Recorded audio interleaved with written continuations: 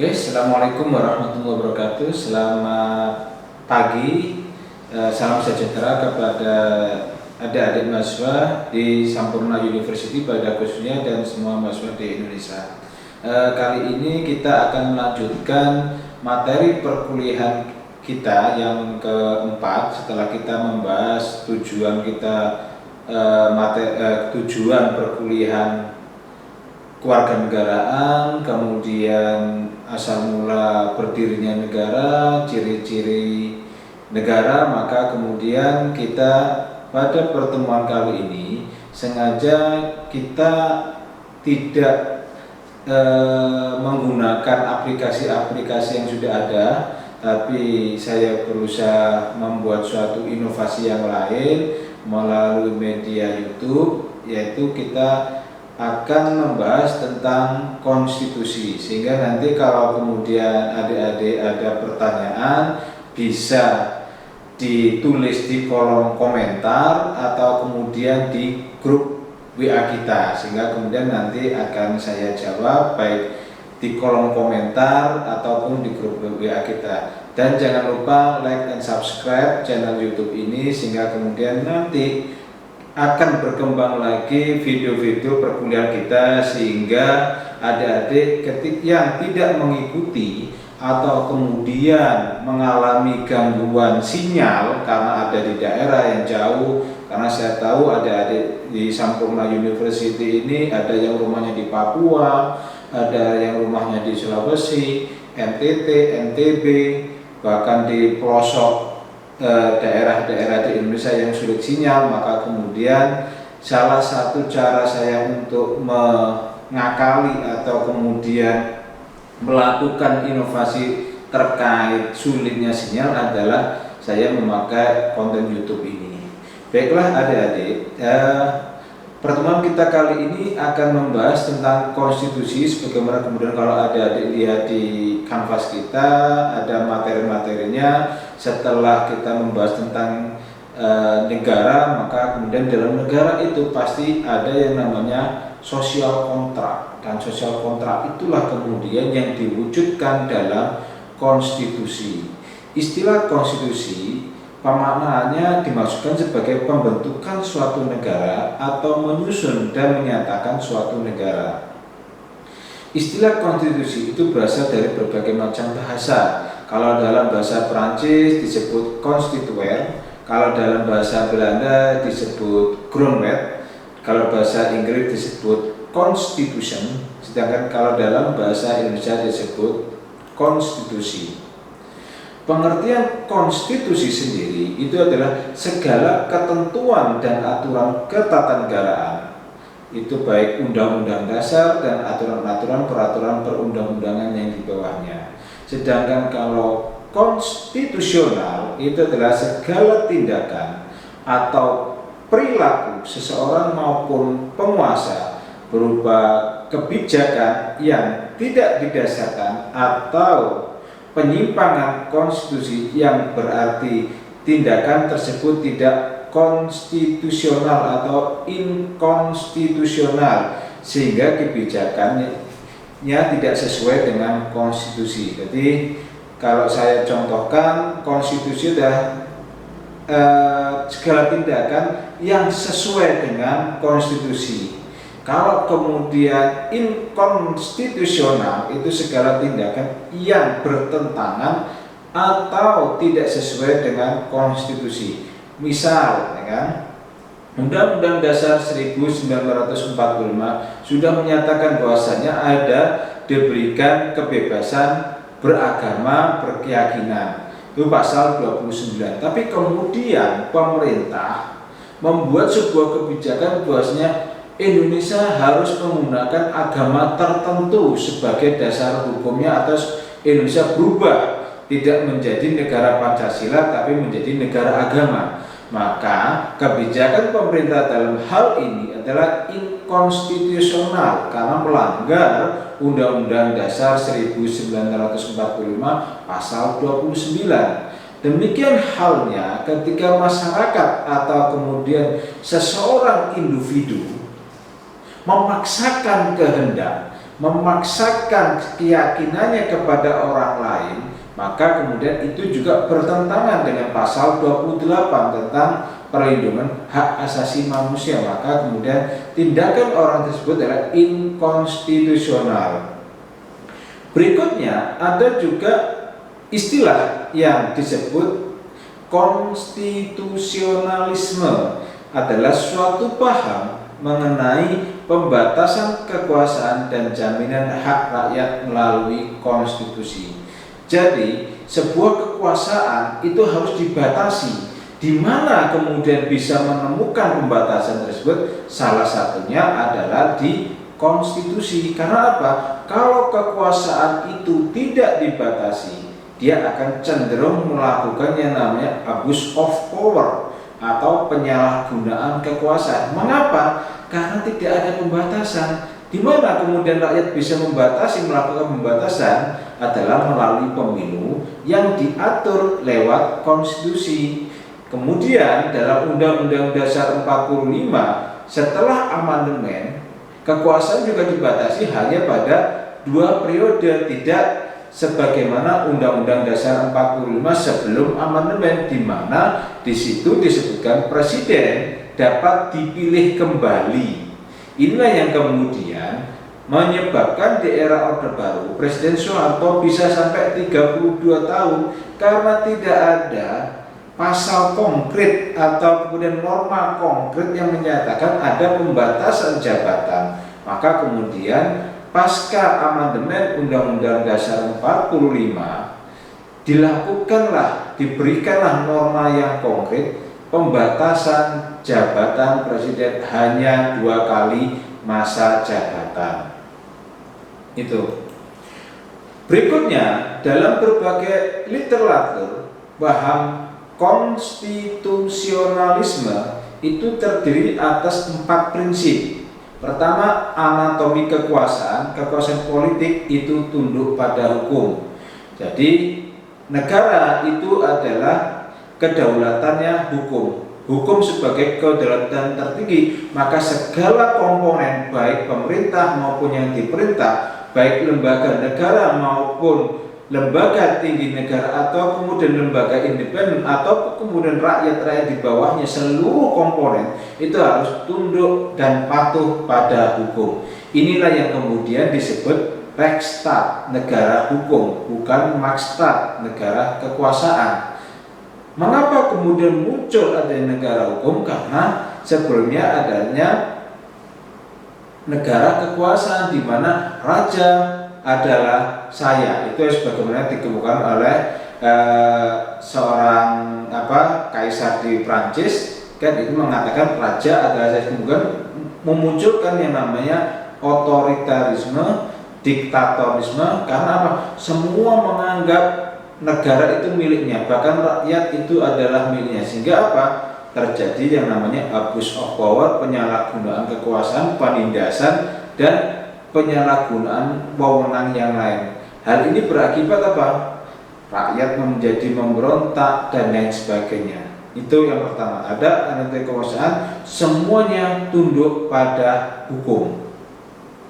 Berikutnya adalah adanya jaminan dan perlindungan hak asasi manusia, di mana negara wajib melindungi, mengakui, dan menghormati hak asasi manusia. Sebagaimana saya kemukakan minggu lalu, hak asasi manusia itu adalah hak yang diberikan oleh Tuhan sejak manusia itu lahir sampai manusia itu meninggal dunia, yang tidak bisa dibatasi oleh siapapun juga. Meskipun dalam prakteknya hak-hak tersebut terbagi menjadi 2, sebagaimana yang saya sebutkan, ada delegable right dan undelegable right. Tapi negara wajib menjamin hal tersebut. Maka dalam Undang-Undang Dasar 1945 diaturlah tentang pengakuan, jaminan, dan perlindungan hak asasi manusia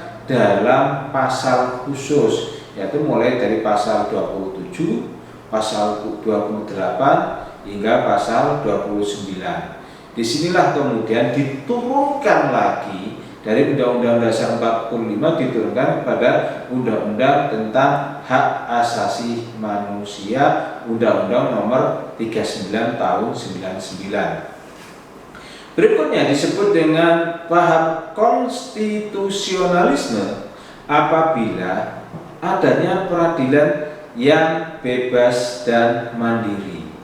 Ini diartikan peradilan tersebut independen, tidak dipengaruhi oleh kondisi sosial, budaya, politik, hukum, dan keamanan. Sehingga kemudian ada istilah dalam kejaksaan, walau langit runtuh, keadilan harus ditegakkan. Ini, maka peradilan yang bebas dan mandiri ini salah satu ciri paham konstitusionalisme. Karena apa?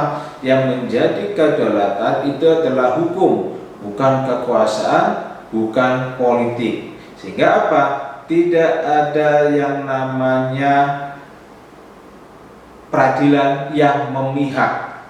Semuanya, baik itu pejabat, baik itu penjahat, baik itu pelajar, ataupun semua masyarakat, apabila melanggar hukum, maka semuanya harus ditindak. Itu idealnya. Meskipun dalam tataran prakteknya seringkali kita ketemukan ialah hukum itu tajam ke bawah, tumpul ke atas. Itu. Tapi ini sedikit demi sedikit kita perbaiki. Buktinya apa? Semakin banyak anggota dewan, semakin banyak menteri, semakin banyak kepala daerah yang akhirnya tertangkap OTT KPK atau kemudian dijebloskan ke penjara. Meskipun kita tahu juga di luar sana masih banyak juga pejabat, anggota dewan atau kemudian kepala daerah yang tidak tertangkap. Tapi setidaknya ada perubahan penegakan hukum di era Orde Baru dan era Orde Reformasi, di mana kemudian setiap orang di Indonesia itu bisa dijebloskan ke penjara kalau kemudian memang terbukti secara inkrah putusan hakim dia melakukan kesalahan. Berikutnya disebut paham konstitusionalisme adalah adanya pertanggungjawaban kepada rakyat atau akuntabilitas publik sebagai sendi utama dari asas kedaulatan rakyat. Disinilah kemudian pemerintah negara itu mempunyai tanggung jawab yang besar atas segala kebijakannya kepada rakyatnya, bukan kepada pemimpinnya, bukan kepada partainya, bukan kepada saudaranya, tapi kepada rakyat yang dipimpinnya.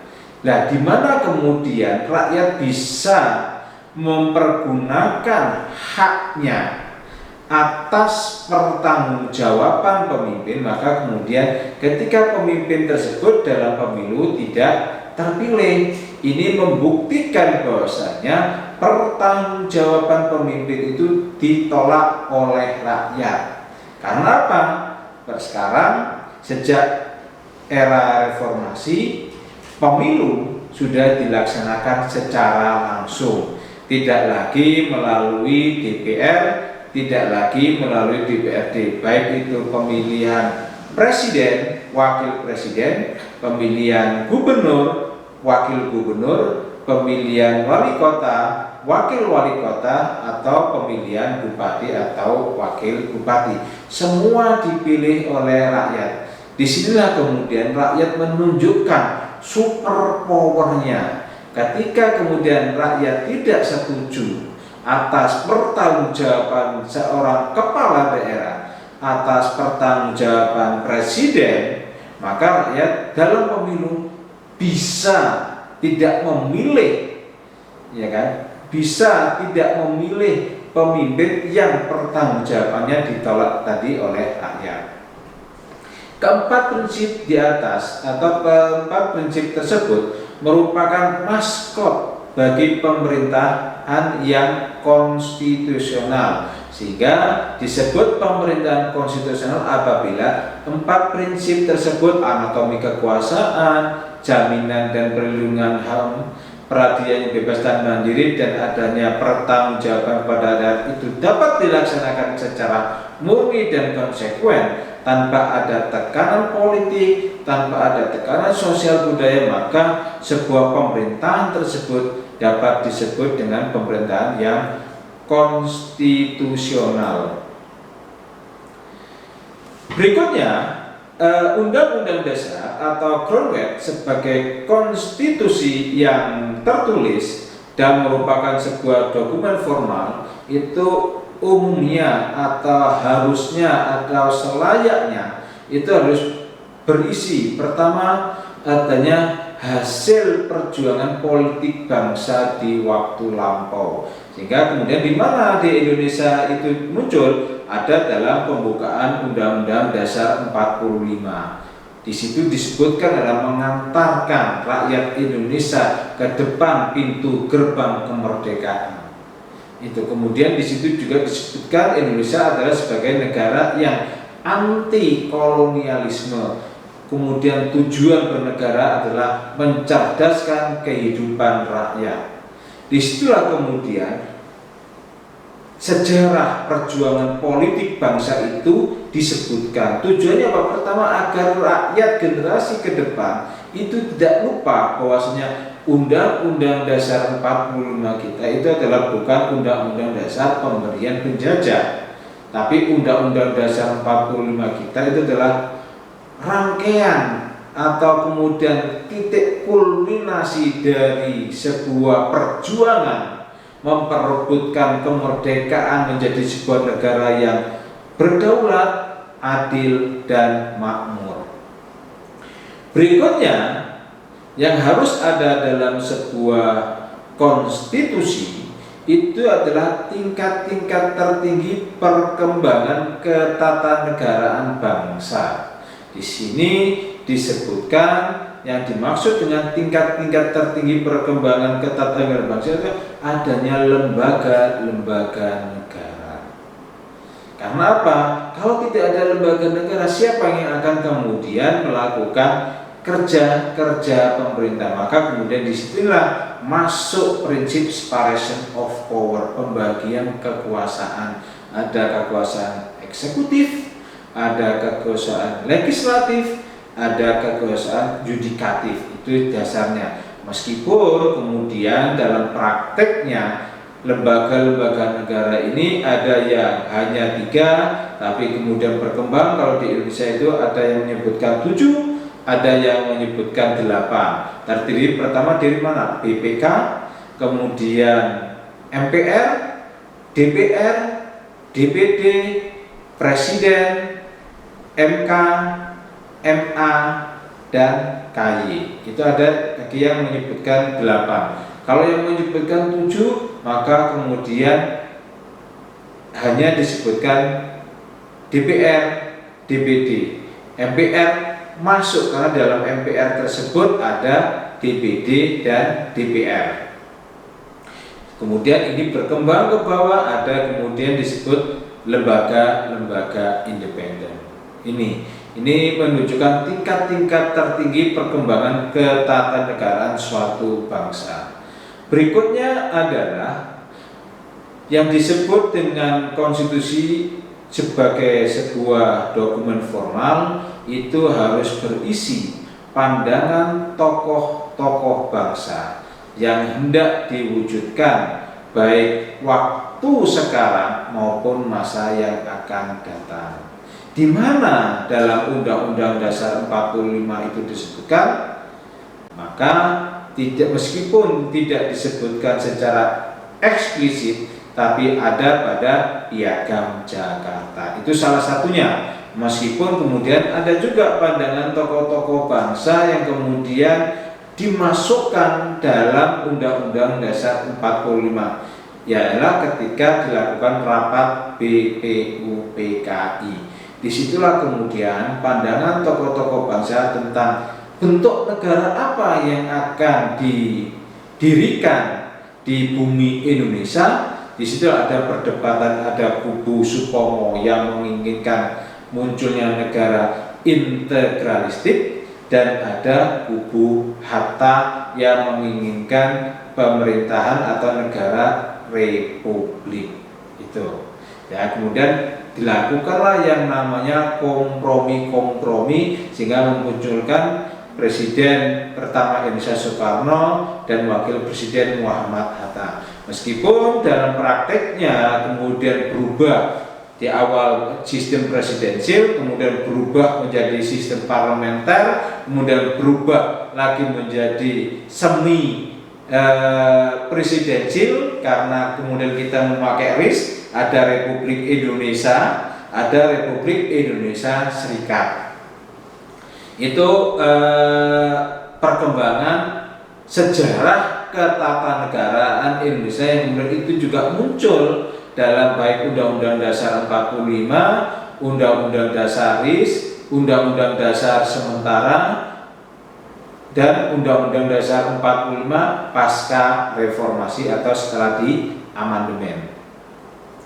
Berikutnya yang disebut dengan konstitusi tertulis merupakan sebuah dokumen formal, juga harus berisi suatu keinginan dengan mana perkembangan kehidupan ketatanegaraan bangsa hendak dipimpin. Jadi mau dibawa kemana ini rakyat Indonesia, mau dibawa ke arah mana, maka di situ dalam pembukaan Undang-Undang Dasar 45 disebutkan dengan rahmat Tuhan yang Maha Esa dan dengan diiringi dengan keinginan yang luhur supaya berkehidupan berkebangsaan yang bebas, itu bla bla bla bla, kemudian mengantarkan rakyat Indonesia ke depan pintu gerbang kemerdekaan yang merdeka, berdaulat itu. Jadi keinginan membawa rakyat Indonesia yang sudah berpuluh-puluh tahun, ya kan, beratus-ratus tahun malah ada di bawah penjajahan, mulai dari Portugis, Belanda hingga Jepang, mulai dari mereka yang kena kerja rodi, tanam paksa, Romusa dan sebagainya. Maka kemudian munculnya negara Indonesia itu akan membawa rakyat Indonesia ke depan pintu gerbang kemerdekaan yang bebas, abadi dan berdaulat itu. Maka disitulah keinginan perkembangan kehidupan ketatanegaraan bangsa hendak diwujudkan, dan itu muncul dalam Undang-Undang Dasar 45. Karena Undang-Undang Dasar 45 adalah sebuah manifestasi, sebuah cita-cita, sebuah untaian atau mozaik sejarah-sejarah perjuangan bangsa Indonesia yang itu kemudian ditampilkan dalam sebuah dokumen perjanjian antara negara dengan warga negara. Maka kemudian dalam prakteknya nggak boleh organisasi apapun selain negara memakai nama konstitusi, karena tidak ada hasil perjuangan politik bangsa di waktu lampau, nggak ada.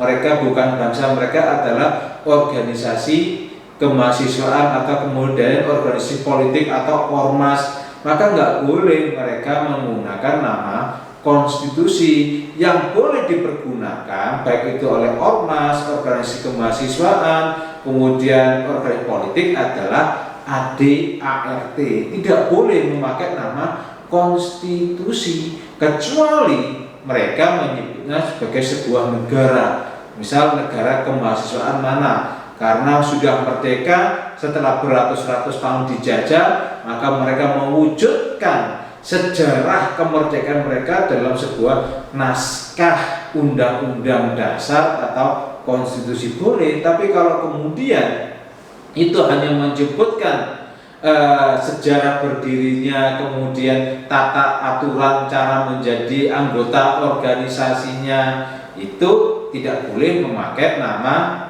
konstitusi, karena tidak ada pandangan tokoh bangsa, tidak ada keinginan membawa bangsa atau rakyatnya ke arah mana, tidak ada. Maka kemudian yang boleh dilakukan oleh organisasi tersebut adalah berupa ADART, anggaran dasar, anggaran rumah tangga. Itu. Jadi jangan sampai kemudian kita salah menyebut konstitusi mahasiswa X atau konstitusi parpol X atau konstitusi ormas X. Nah, itu nggak boleh. Yang boleh memakai istilah konstitusi hanya negara. Berikutnya akan saya jelaskan tentang sejarah konstitusi. Pertama, kita mulai dari sejarah klasik.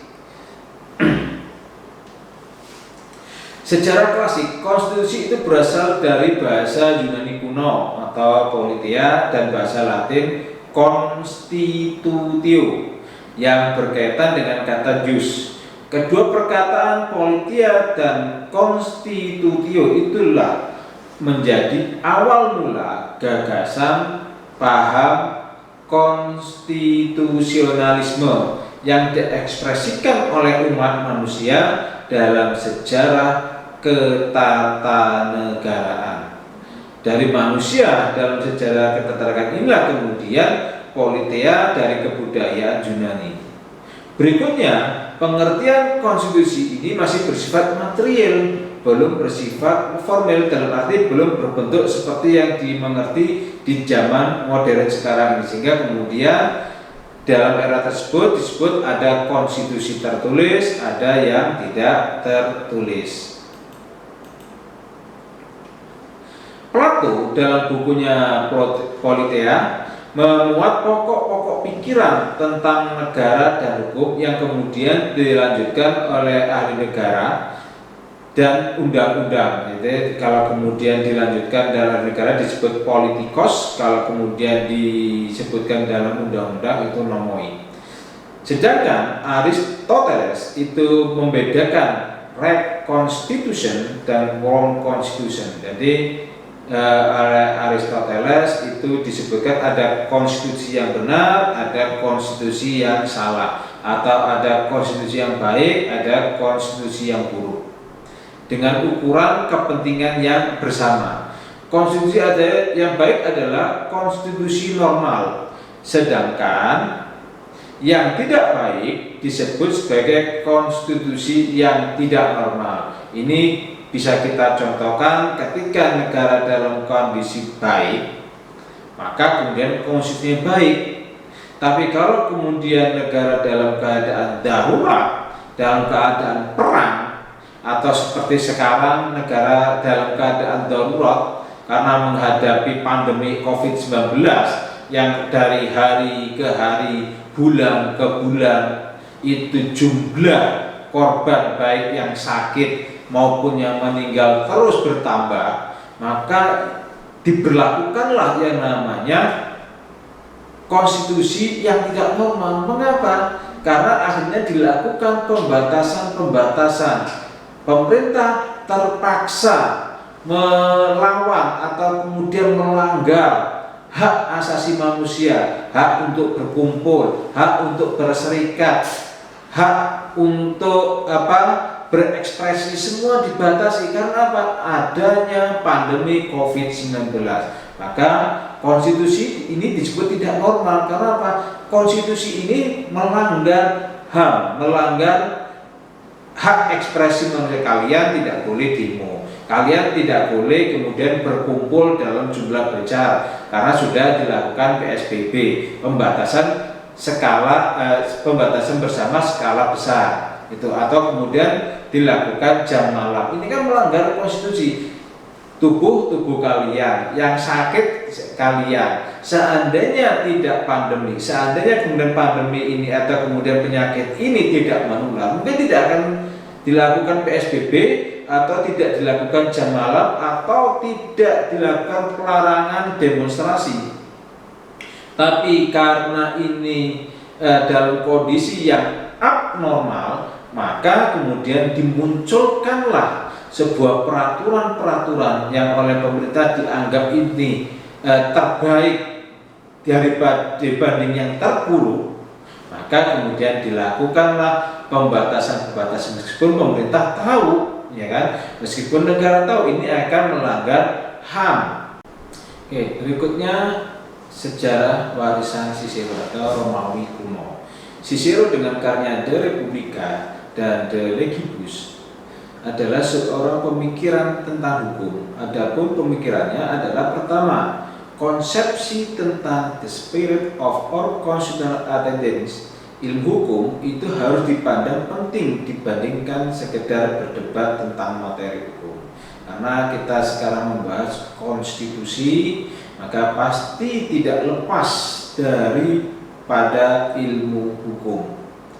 Kedua, ilmu pengetahuan hukum itu dibedakan dari hukum yang bercorak Romawi sesuai asal pertumbuhannya. Romawi kuno kemudian nanti berkembang menjadi di abad pertengahan dan lain sebagainya. Berikutnya yang ketiga, prinsip pokok yang dikembangkan dalam ilmu hukum Romawi bukanlah the absolutism of operance, sebagaimana sering dibayangkan oleh para ahli. Di situ disebutkan absolutisme kekuasaan, tidak, tetapi terletak pada doktrin kerakyatan, yaitu rakyat merupakan sumber dari semua legitimasi kewenangan politik dalam suatu negara. Karena rakyat dianggap sebagai sumber hukum dan sistem kekuasaan. Disinilah kemudian bergeser dari negara kekuasaan menjadi negara hukum. Nanti akan bergeser lagi dari negara hukum menjadi negara kedaulatan rakyat. Karena apa? Rupanya dalam prakteknya hukum yang dibentuk oleh penguasa hanya sekedar memberikan alat legitimasi kepada penguasa untuk melakukan atau mengeluarkan kebijakannya yang tidak pro rakyat. Itu. Misal kalau kemudian kita lihat sejarah ketatanegaraan Indonesia ketika era awal-awal Orde Baru, dibentuklah atau dibuatlah kebijakan undang-undang anti subversi di era Orde Baru. Ini kan kemudian berusaha berlindung di balik hukum untuk menekan rakyat, atau kemudian adanya undang-undang anti kebebasan, ya kan, berekspresi, ya kan, atau kemudian dulu itu ada kemudian peraturan yang membatasi organisasi kemahasiswaan dan lain sebagainya. Maka kemudian bergeser kekuasaan tersebut tidak hanya menjadi negara hukum, tapi menjadi negara yang berkedaulatan rakyat. Karena hukum yang dicita-citakan rupanya menjadi alat legitimasi penguasa untuk melegalkan kebijakannya yang tidak pro rakyat. Berikutnya, sejarah konstitusi dalam perkembangan Islam. Naskah Persetujuan Bersama yang dikenal sebagai Piagam Madinah atau Madinah Charter. Piagam ini tertulis pertama dalam sejarah umat manusia yang dapat dibandingkan dengan pengertian konstitusi. Meskipun kalau kita baca dalam sejarah ada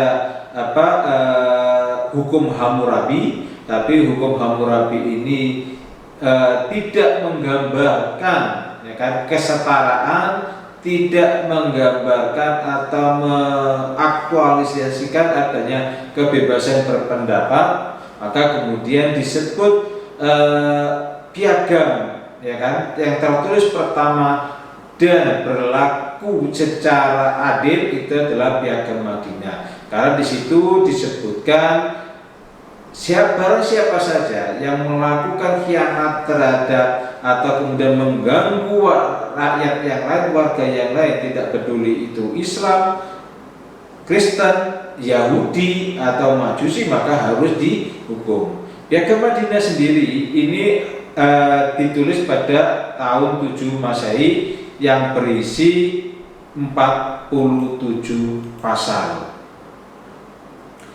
Berikutnya adalah pandangan para sarjana tentang konstitusi. Ada paham yang kemudian membedakan antara konstitusi dan undang-undang dasar atau Groundwork. Ferdinand Lassalle 1825 sampai 1864 dalam bukunya Über Verfassungswesen. Beliau mengatakan sosiologis atau politik begrip itu dilihat sebagai sintesis antara faktor-faktor kekuatan politik yang nyata dalam masyarakat. Berikutnya, juridische Begrip itu disebut naskah hukum yang memuat ketentuan dasar mengenai bangunan negara dan sendi-sendi pemerintahan sebuah negara. Itu menurut Ferdinand de Lassalle. Berikutnya, menurut Hermann Heller, ada 3 pengertian konstitusi. Pertama, secara politis dan sosiologis sebagai cermin kehidupan sosial politik yang nyata dalam masyarakat. Secara yuridis sebagai suatu kesatuan kaidah hukum yang hidup dalam masyarakat. Sedangkan kalau disebut secara tertulis adalah suatu naskah undang-undang dasar sebagai hukum yang tertinggi yang berlaku dalam suatu negara. Jadi menurut Hermann Heller, konstitusi itu ada secara politis karena memang dibentuk atau kemudian dibuat dan disahkan oleh lembaga politik, tapi secara sosiologis itu juga ada sumbangsi, ada kemudian ungkapan keinginan dari masyarakat banyak untuk tidak hanya melindungi kepentingan negara, tapi juga melindungi kepentingan masyarakat. Maka kemudian ada hak dan kewajiban negara, ada hak dan kewajiban masyarakat. Berikutnya menurut pandangan Carl Schmitt dalam bukunya Verfassungslehre, konstitusi itu dibagi menjadi 4 pengertian. Pertama, konstitusi dalam arti relatif. Ini yang dimaksud. Kemudian konstitusi itu tidak absolut, ya kan? Jadi konstitusi dalam arti relatif. Kemudian berikutnya konstitusi dalam arti positif, dalam artian konstitusi ini harus tertulis. Kemudian beliau juga menyebutkan konstitusi dalam arti ideal. Jadi sama dengan yang tadi di awal, Plato mengatakan ada konstitusi baik, ada konstitusi buruk. Maka ini konstitusi dalam arti ideal. Disebut ideal karena konstitusi ini betul-betul mengejawantahkan keinginan rakyat, kemudian keinginan negara, dan ini tidak saling bertentangan. Kemudian konstitusi dalam arti absolut. Absolut dalam artian konstitusi ini mutlak, tidak bisa ditolak dan tidak bisa diganggu gugat, mutlak. Berikutnya ada sarjana yang menyamakan konstitusi dengan undang-undang dasar. Pertama, C.F. Strong dan James Bryce dalam bukunya Modern Political Constitution. Mereka menyebutkan konstitusi adalah sebagai kerangka negara yang diorganisir dengan dan melalui hukum. Dalam hal mana hukum menetapkan pertama pengaturan mengenai pendirian lembaga-lembaga negara yang permanen. Berikutnya fungsi dari alat-alat kelengkapan tersebut.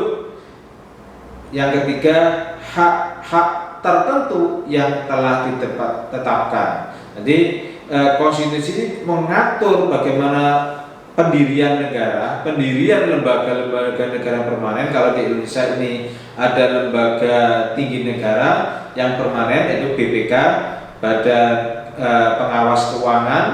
Ada kemudian legislatif yang dibagi menjadi 3, ada MPR, ada DPR, ada DPD, ada eksekutif, itu yang kemudian di bawahnya itu ada menteri-menteri, ada kemudian yudikatif yang dibagi menjadi 3, Mahkamah Agung, Mahkamah Konstitusi, dan Komisi Yudisial. Bagaimana kemudian pendirian lembaga-lembaga permanen ini? Karena kalau kita lihat Undang-Undang Dasar 45 yang asli, itu belum ada yang namanya Mahkamah Konstitusi, Komisi Yudisial belum ada, bahkan DPD juga belum ada. Itu. Bagaimana kemudian pendirian lembaga-lembaga ini, fungsi dari alat-alat kelengkapannya, dan hak-hak tertentu yang telah ditetapkan dalam lembaga-lembaga tersebut. Kalau kemudian kita lihat Mahkamah Konstitusi diatur dalam Undang-Undang Dasar 45 pasal 24. Tuh. Berikutnya, menurut Kacewer, konstitusi sebagai keseluruhan sistem ketatanegaraan dari suatu negara yang berupa kumpulan-kumpulan yang membentuk, mengatur, atau memerintah dalam suatu pemerintahan negara. Di sini maka konstitusi itu disebut sebagai sebuah keseluruhan sistem karena di situ mengatur tentang bentuk negara kita itu apa, mengatur siapa pemimpin kita. Kalau kemudian bentuk negaranya itu adalah kesatuan dengan presiden sebagai kepala negara, maka kemudian bagaimana model pemilihannya? Maka dalam Undang-Undang Dasar 45, presiden dan wakil presiden dipilih dalam satu paket oleh rakyat yang diusung oleh partai politik. Itu kalau kemudian kita lihat bagaimana cara membentuk, mengatur pemerintahan, sehingga kemudian sudah jelas dalam konstitusi atau Undang-Undang Dasar 45 kita, Indonesia adalah negara kesatuan yang berbentuk republik dengan kepala negara dan kepala pemerintahan dijabat oleh seorang presiden. Berbeda halnya kalau kemudian dalam konstitusi atau undang-undang dasar tersebut disebutkan negara X adalah negara yang berupa negara serikat dengan presiden sebagai kepala negara dan perdana menteri sebagai kepala pemerintahan, maka sistemnya menjadi sistem parlementer, bukan sistem presidensial. Jadi arti konstitusi itu bisa meliputi pengertian secara tertulis dan pengertian secara tidak tertulis, di mana Groundwork atau Undang-Undang Dasar merupakan konstitusi yang tertulis. Sementara ada juga konstitusi yang tidak tertulis, yaitu suatu kaidah hukum yang tidak secara terkodifikasi. Dalam artian terkodifikasi itu termaktub bersatu atau disatukan dalam suatu naskah. Itu terkodifikasi. Kalau tidak terkodifikasi maka dia terpecah-pecah dalam undang-undang tersendiri. Itu dalam suatu naskah hukum seperti hukum kebiasaan dan lainnya yang tidak termasuk dalam pengertian konstitusi secara tertulis. Berikutnya adalah tujuan dan fungsi konstitusi. Mengapa sih kemudian ada konstitusi? Tujuan dan fungsinya untuk apa? Pertama, tujuan konstitusi dalam negara yakni untuk memberikan batasan dan pengawasan terhadap kekuasaan politik. Karena kekuasaan itu cenderung melakukan korupsi atau cenderung melakukan penyalahgunaan kewenangan, maka perlu adanya pembatasan. Sama halnya kemudian ketika kita sendirian di kamar atau kemudian kita di kosan sendiri, tidak ada yang mengawasi, tidak ada yang membatasi, seringkali kemudian kita melakukan tindakan-tindakan yang tanpa sengaja itu sebetulnya harus diawasi. Misal karena merasa di rumah sendiri atau di kamar sendiri kita menyalakan volume TV atau kemudian volume radio kita keras-keras, karena tidak ada yang mengawasi. Kita merasa tidak ada orang di sekitar kita. Coba kalau kemudian ada orang di sekitar kita, ada mengawasi, maka kemudian secara otomatis kita akan mengecilkan atau membatasi suara dari TV kita atau kemudian radio kita agar tidak mengganggu orang lain. Itu salah satu bentuk cara pembatasan. Atau kemudian karena kita tidak punya pacar, atau kemudian kita tidak ada saudara, maka kita kadang sampai begadang malam, akhirnya besok tidak kuliah karena ketiduran. Coba kalau ada yang mengawasi atau memberikan batasan, ada yang mengingatkan sudah jam 10 waktunya istirahat, atau sudah jam 11 waktunya istirahat, besok harus bangun pagi karena ada kuliah. Maka ada pembatasan-pembatasan yang bisa dilakukan oleh orang lain. Maka fungsi daripada teori separation of power, pembagian kekuasaan, di mana eksekutif itu dibatasi atau diawasi oleh legislatif, di mana kekuasaannya yang semula dia absolut, maka kemudian menjadi terbagi karena ada kekuasaan, sebagian kekuasaan eksekutif yang diberikan kepada kekuasaan legislatif dan kekuasaan yudikatif. Berikutnya, tujuan konstitusi juga membebaskan kekuasaan dari kontrol mutlak para penguasa serta menetapkan bagi para penguasa batas-batas kekuasaan mereka. Jadi membebaskan dalam artian jangan sampai penguasa itu tidak mempunyai kebebasan dalam membuat kebijakan, tapi kebijakan ini juga ada batas-batasnya, bebas tapi tidak kebablas. Itu. Mengapa dalam istilah seperti ini?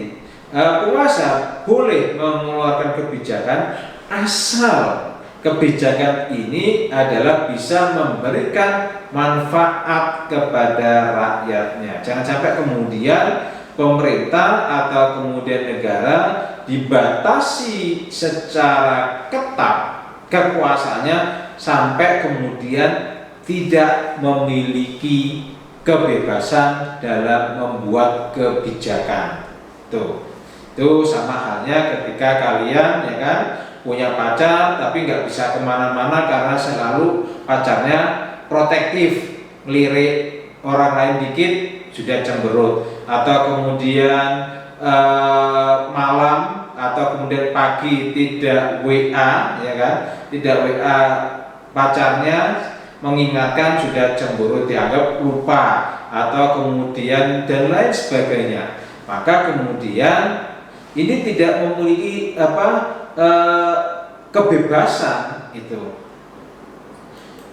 Berikutnya tujuan ya kan, konstitusi adalah kekuasaan. Jangan sampai kemudian sebuah konstitusi itu tidak mengatur kekuasaan. Ada yang diberikan sampai batas kemana kekuasaan itu bisa dilakukan, atau kemudian sampai batas mana kekuasaan tersebut tidak bisa dilakukan. Kemudian konstitusi juga harus mengatur tentang perdamaian, sebagaimana dalam Undang-Undang Dasar 45 disebutkan ya kan, Indonesia itu adalah negara yang ingin menciptakan perdamaian abadi dan keadilan sosial. Berikutnya adalah konstitusi harus mencerminkan atau mempunyai tujuan adanya keamanan dan ketertiban. Fungsi rakyat, tujuan rakyat menyerahkan sebagian haknya kepada negara agar tercipta sebuah ketertiban dan keamanan. Karena apa? Kalau kemudian ketertiban dan keamanan tersebut itu dikelola sendiri oleh rakyat, tidak ada yang berkuasa di wilayah tersebut, maka bisa jadi setiap anggota keluarga merasa berhak ya kan, mengamankan dan menertibkan anggota keluarga yang lain, karena tidak ada yang berkuasa di situ. Maka dibutuhkanlah penguasa yang diakui oleh keluarga-keluarga di lingkungan tersebut, sehingga dia bisa menciptakan keamanan dan ketertiban. Berikutnya tujuannya juga untuk kemerdekaan dan keadilan. Jangan sampai kemudian adanya konstitusi justru menghilangkan kemerdekaan warga negara, justru menciptakan ketidakadilan. Maka adanya konstitusi salah satunya adalah menciptakan kemerdekaan, kebebasan berpendapat, berkeyakinan, itu adalah berpikir, itu salah satu tujuan dari konstitusi. Kemudian menciptakan keadilan, ketika ada permasalahan antar warga negara dengan warga negara yang lain, antar warga negara dengan negara, maka harus ada keadilan. Berikutnya, tujuan konstitusi adalah kesejahteraan dan kebahagiaan. Mengapa rakyat itu membutuhkan negara? Karena tidak ada rakyat yang tidak mau sejahtera. Karena tidak ada rakyat yang tidak mau bahagia. Karena kebahagiaan dan kesejahteraan itu hanya bisa diraih apabila ada keamanan dan ketertiban. Siapa yang menciptakan keamanan dan ketertiban? Adalah negara. Tanpa negara, maka kemudian sebuah wilayah tersebut seperti hutan, homo homini lupus, siapa yang kuat dia akan menang, seperti manusia adalah serigala bagi yang lain. Itu kemudian fungsi atau tujuan dari konstitusi adalah menciptakan kesejahteraan dan kebahagiaan. Kalau kemudian semua sudah sejahtera dan kebahagiaan, tidak mungkin ada lagi yang namanya kerusuhan, kejahatan. Itu karena semua sudah mencapai atau meraih cita-citanya adalah mencapai hidup yang sejahtera dan bahagia. Kedudukan dan fungsi konstitusi itu juga ditentukan oleh ideologi yang melandasi sebuah negara. Indonesia sudah mematok, adalah kita memakai ideologi Pancasila yang terdiri dari 5 sila. Pertama, ketuhanan yang Maha Esa. Kedua adalah kemanusiaan yang adil dan beradab. Ketiga adalah persatuan Indonesia. Keempat, kerakyatan yang dipimpin oleh hikmat kebijaksanaan dalam permusyawaratan perwakilan. Dan kelima adalah keadilan sosial bagi seluruh rakyat Indonesia.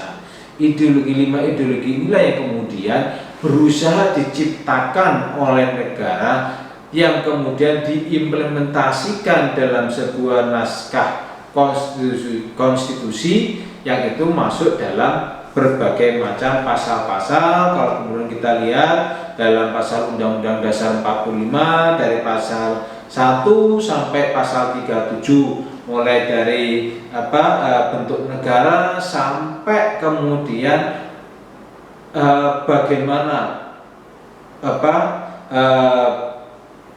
bendera bangsa, kemudian sistem perekonomian, kemudian hak asasi manusia, agama, kemudian apalagi yang diatur juga hubungan antar negara dan warga negara, hubungan antar lembaga negara, baik lembaga tinggi dan lembaga negara lainnya, baik pemerintah pusat dan pemerintah daerah, semua diatur dalam sebuah naskah yang disebut Undang-Undang Dasar 45 sebagai hukum tertinggi. Sehingga semua aturan-aturan yang dibawa itu harus mengacu kepada Undang-Undang Dasar 45. Kalau kemudian bertentangan, maka aturan-aturan tersebut harus dicabut atau kemudian dinyatakan tidak berlaku. Itu kemudian kedudukan dan fungsi konstitusi sebagai ideologi. Karena kalau kemudian negara tanpa ideologi, tanpa ide, tanpa kita mau dibawa kemana rakyatnya, maka kemudian sama juga dengan sopir bus yang kemudian bingung penumpangnya ini mau dibawa kemana? Pasti kemudian ketika kita naik bus atau naik kendaraan kan pasti akan ditanya, ini kendaraan ini arahnya kemana, dengan kecepatan berapa, jumlah penumpangnya berapa, tujuannya kemana saja. Nah, ini kemudian sopir bus harus tahu keinginan, jumlah penumpang, tujuannya kemana. Itulah kemudian kendaraan yang bernama Indonesia ini berusaha membawa penumpangnya, warga negara Indonesia, dari Sabang sampai Merauke menuju kehidupan yang sejahtera, bahagia, tertib, dan adil. Itu yang kemudian harus termaktub atau kemudian ada dalam sebuah konstitusi yang dalam istilah Indonesia disebut Undang-Undang Dasar 1945.